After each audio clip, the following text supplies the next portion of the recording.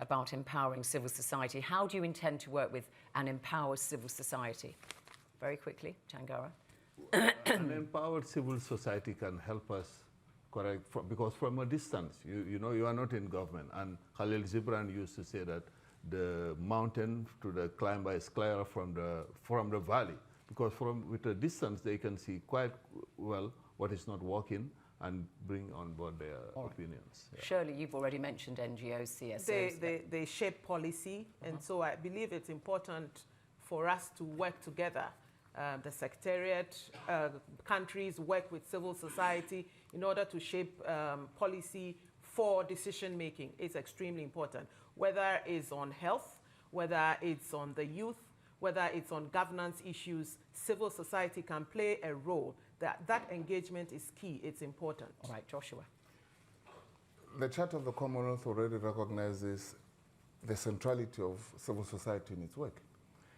The Commonwealth, as we've heard a number of times now, has very limited resources. So it goes without saying that if we are going to amplify the work of the Commonwealth, if we are going to reach every segment of society, civil society has to be part of that. And we already have that network in place. The new Secretary General will have to also carry on and strengthen that network and work with them, not just as a by the way, but actually as part and parcel of any strategy going forward. They are very central to that. All right, a question here about very concrete actions required about climate change from the Honourable Barbara Webster-Bourne, Speaker of the Anguilla House of Assembly. Anguilla, like many small island states and territories, face disproportionate risks from climate change, but we often struggle to access necessary climate finance and resources.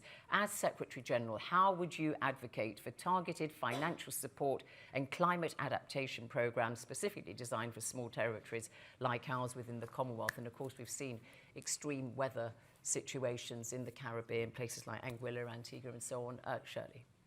Thank you very much.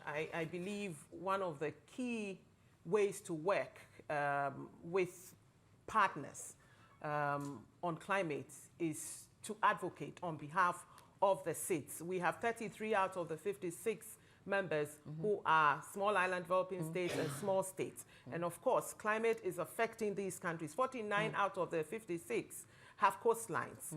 And we can see the effects of climate change. Now, how do we adapt? How do we mitigate? How do we ensure that we make them ready to be able to handle what is inevitable in terms of the negative effects of climate? I have proposed, you know, a reduction in the use of fossils, and that for me is extremely important. So I've proposed a renewables revolution where we spread the use of renewables within the Commonwealth.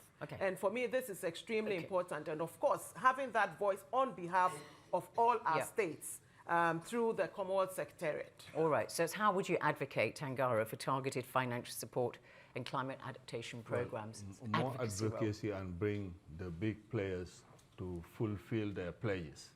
We've been to many COPs, you'll always hear huge pledges, but at the end of the day, we don't see anything. And that reminds me of the words of the former president of Ghana of blessed memory, John Atta Mills, when he said that people are talking about donor fatigue, but we are talking about pledges fatigue. Because you go to these big conferences, they make big pledges, but nothing is happening. So I think it's the role of the Secretary General to help the countries to do more advocacy for us to access climate financing. Joshua. Climate change is the defining issue of our time. The Secretary General of the Commonwealth has a very unique opportunity to play in support of countries. One, mobilizing climate finance, mobilizing resources for adaptation, but also on the governance side. One issue that we don't speak much about is that there's a growing divide between the global south and developed countries on climate change, because it is not inclusive. The perception that the countries that historically have accounted for less emissions are the ones that are at the forefront of that. The Commonwealth Secretary General has a very strong opportunity and a very strong role, and the office has the power to be able to effect that, to continue to advocate, to make sure that climate justice is there, but also to ensure that the initiatives that are coming out of the SIDS, for example, we've got the Bridgetown Initiative, which is bringing innovative ideas on around how we can begin to help small island developing countries. Those have to gain traction, and the Secretary General is in a very strong position to advocate and champion those initiatives. And given you've got some of those rich industrialised nations within the Commonwealth itself, you've got quite an advocacy role to carry out within the Commonwealth itself.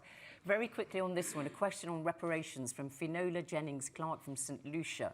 So what would you do for those states who support reparations for slavery and the legacy of colonialism, especially in the face of the rapidly increasing effects of the climate crisis? So I'm sure you know that CARICOM, the Association of Caribbean States, about more than a decade ago, had a 10-point plan for, I think it was 2016 actually, 10-point plan for reparations. And of course, Britain, a member of the Commonwealth, key imperial power, some of the requests are coming its way, frankly, aren't they? So what would you do to support the Caribbean members and some African countries indeed?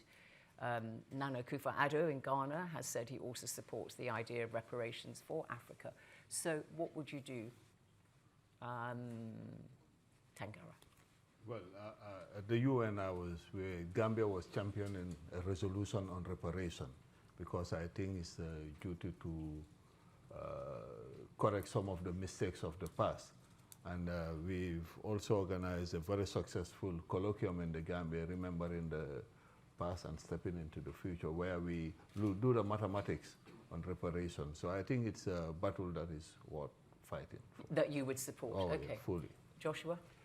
The discussions around reparative justice have actually progressed quite well. It is no longer just about the financial aspect of it.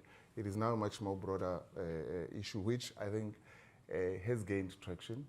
It is important that when we talk about reparative justice, we are able to also articulate that and link it to some of the challenges that countries like Lesotho and others in the Caribbean continue to face, whether it's on climate justice, whether it's in a reform of the international financial architecture, which has to take into account those structural challenges that countries have experienced because of that. So you wouldn't isolate the slavery colonialism argument, you'd subsume it within the climate change and all the other forms of it has to be seen in a much justice. more broader context, because the challenge is that over the last 20 years, when the discussion started, we're looking at it from a very narrow perspective of financial compensation.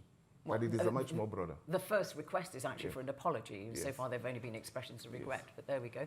Thank you, Shirley.